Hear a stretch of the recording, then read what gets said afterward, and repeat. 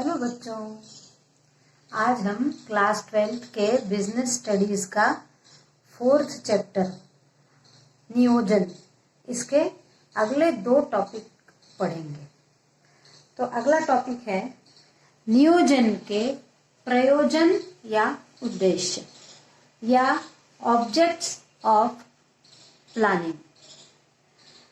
अब इसके अंतर्गत प्लानिंग के उद्देश्य हमने जो नीचे लिखे हुए हैं इनके बारे में आप पढ़ेंगे कि भावी कार्यों में निश्चितता।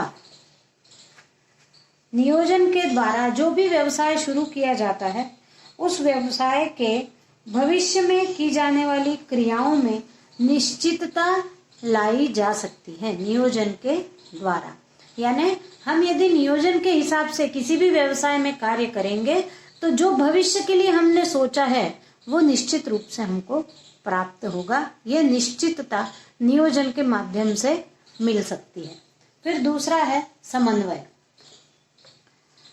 नियोजन से उपक्रम की विभिन्न गतियों में समन्वय स्थापित किया जाता है, क्योंकि प्रत्येक प्रक्रम में केवल एक ही प्रकार की गतिविधियां नहीं होती हैं, कई गतिविधियों का समन्वय होता है। कोई भी प्रोजेक्ट होता है, प्रक्रम है या फिर कोई भी व्यवसाय है, वो केवल एक ही प्रकार की गतिविधियों से नहीं चलता है, उसमें अनेक प्रकार की गतिविधियां होती हैं और प्रत्येक गतिविधियों में समन्वय होगा तो ही वो लक्ष्य प्राप्ति के लिए सहयोगी होगा।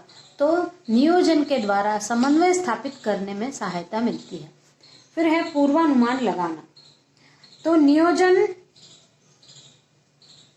का सार पूर्वानुमान लगाना है। यदि आपको अच्छा नियोजन करना है तो आपको पहले पूर्वानुमान लगाना होगा, पहले से सोचना पड़ेगा आगे का, और नियोजन के द्वारा भविष्य के संबंध में पूर्वानुमान के आधार पर वर्तमान में योजनाएं बनानी पड़ेगी। पहले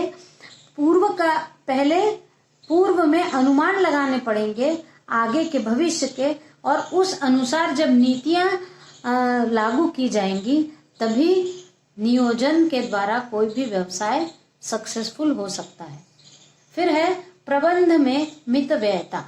यदि नियोजन है, सारी क्रियाओं का योजनाबद्ध तरीके से पहले ही प्रबंध कर लिया है तो बाद में कम खर्च करके मितव्ययता के माध्यम से व्यवसाय को चलाया जा सकता है।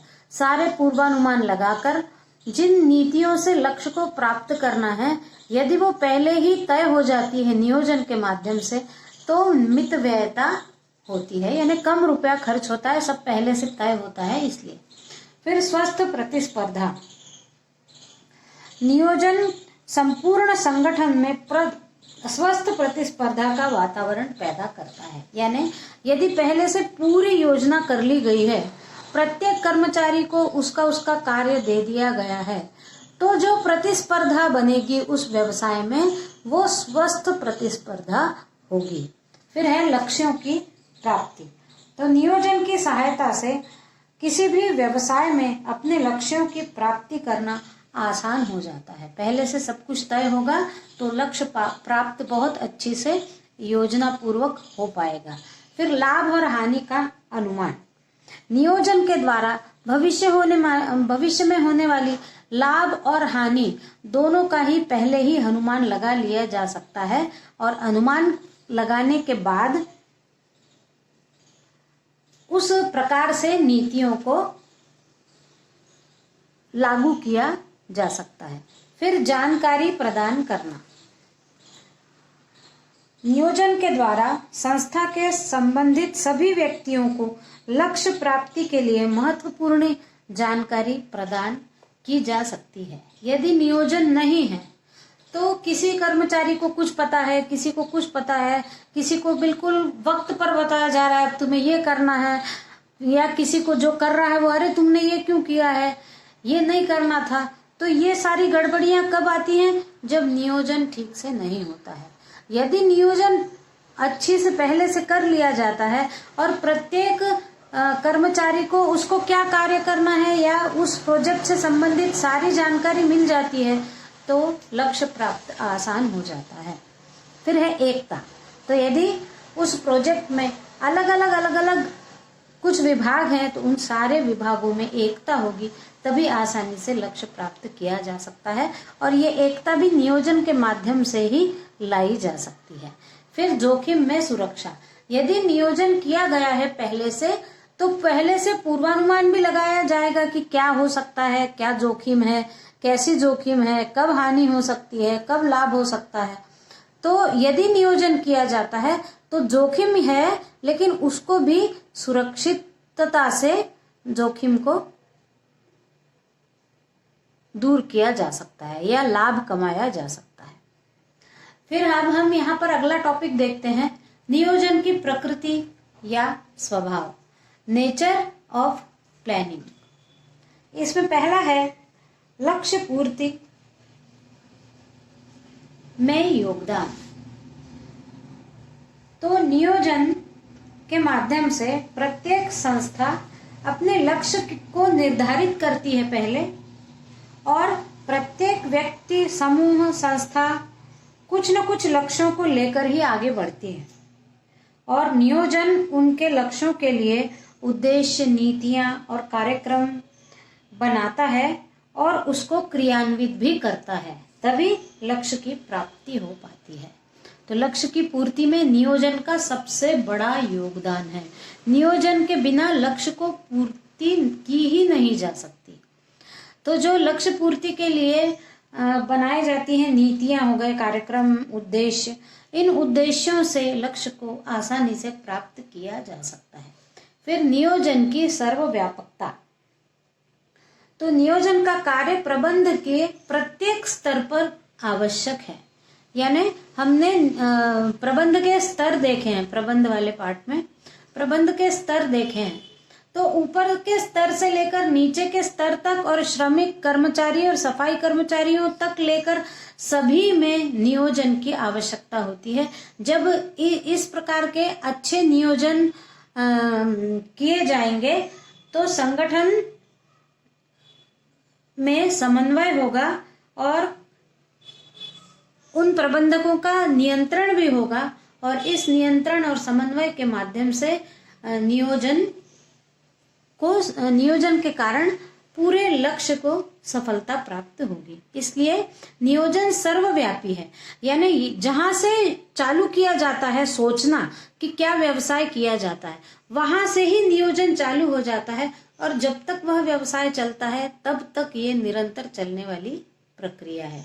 और सर्वव्यापकता है उसमें, यानी वो प्रत्येक क्षेत्र को, उस व्यवसाय के प्रत्येक विभाग में नियोजन की आवश्यकता होती है, यानी नियोजन सर्वव्यापी है। फिर आयोजन की सर्वोपरिता।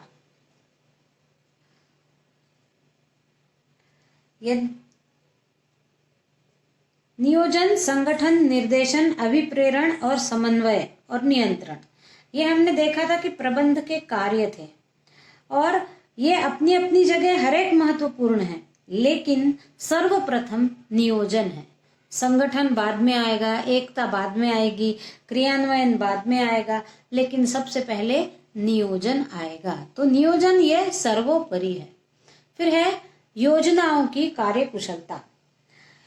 नियोजन प्रबंधकों की योग्यता, कुशलता और दक्षता का मापदंड है। जो भी प्रबंधक किसी व्यवसाय में कार्य कर रहा हो तो वो कितना दक्ष है, ये इस बात पर निर्भर करेगा कि उसका नियोजन कैसा है, वो कितना दक्ष है, कितना कार्यकुशल है, ये उसकी योग्यता बताएगा। एक योजना उस समय कुशल मानी जाती है जब उसे क्रियान्वित किए जाने पर न्यूनतम लागत पर अधिकतम परिणाम प्राप्त होते हैं। तो ये योजनाओं की कार्यकुशलता सारी प्रबंधक की योग्यता पर निर्भर करती है, और यदि प्रबंधक योग्य है तो लक्ष्य प्राप्ति आसान हो जाती है। फिर है नियोजन एक निरंतर प्रक्रिया है। नियोजन जो है निरंतर चलते रहती है। आज किसी व्यवसाय में कोई समस्या आई तो तुरंत नियोजन बदलना पड़ता है।